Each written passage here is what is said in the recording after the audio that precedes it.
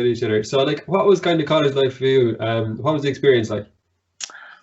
College itself. So I'd say if I was to round it off, I probably had about 3 months of college that I enjoyed out of the 4 years that I was there. Even though I only graduated with a level 7, I had to do 4 years.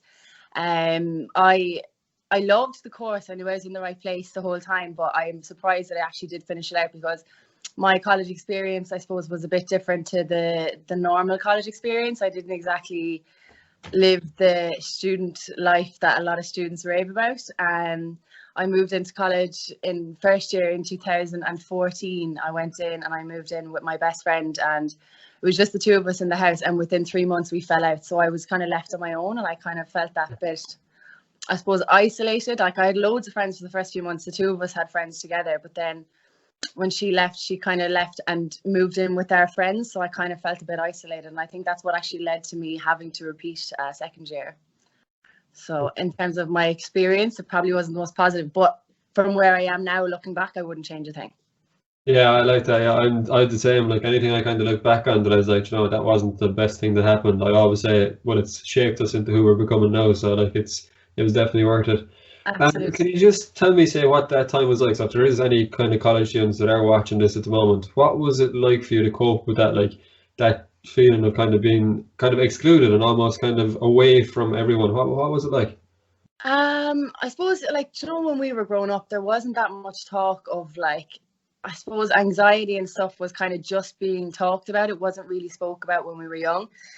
So I didn't really know, like, what was I experiencing. And I think what I experienced was, I was told I was depressed. And to this day, I'm kind of like, I don't know, was I depressed? I was just more isolated. I was kind of, anytime I had to go to college, I got really, like, nervous. I got really anxious about it. And I suppose I almost was my own worst enemy because I isolated myself from everybody. I thought, oh, she's after moving over. Now, this girl that I'm talking about, we've since have made friends again, and we are still very good friends. But yeah, and I suppose I just kind of was under the impression that that nobody liked me, when that wasn't the case. Because I'd like to think that I'm a fairly likable person when I'm myself, but I just wasn't myself. So it wasn't easy. And looking back, I don't know how did I finish it out? Like, I don't understand. But I got through it, and it was tough. But I had a lot of support. Like, I come from the most amazing family. Like, I'm the youngest of 3 girls. Like, I was well looked after.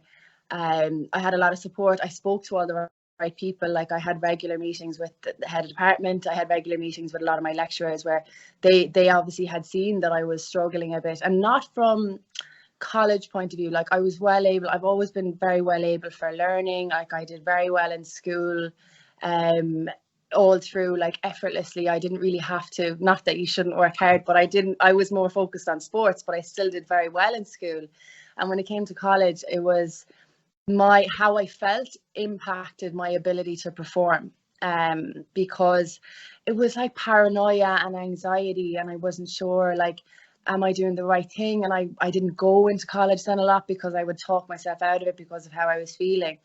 But what got me through it, I suppose, was the fact that I knew that I wanted to do this.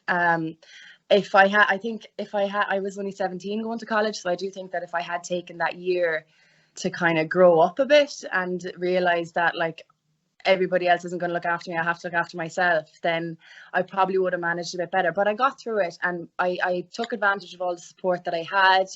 I spoke to people regularly about how I was feeling. Now, not as much as I should have at the start, but I think I kind of learned that I had to take advantage of the supports that were around me. And to be honest, I genuinely thought that nobody liked me, and it was just, there was no reason for that. And I didn't actually think that I was the problem. I thought everybody else was the problem. And it wasn't until my own sister, she's lived in London since I was very young, and she came home I think it was Christmas time, and she said to my mother, there's something going on with Ray. Whereas I thought I was fine, but it was just that when I was in college was the issue.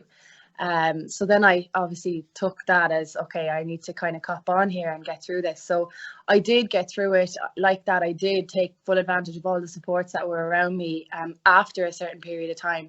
It was really hard, but what got me through it was the fact that I knew I was in the right place. Now, was I in the right place? I don't know, but I was in the right course. So I knew I had to finish it out. And like that, looking back now, I was dead right to finish that out and to stick with it. Yeah, no, that's great. It's just like there's so many kind of probably students now at the moment that kind of they might say like you kind of split up with kind of your friend and you're kind of having a falling out, and then she kind of joins another group.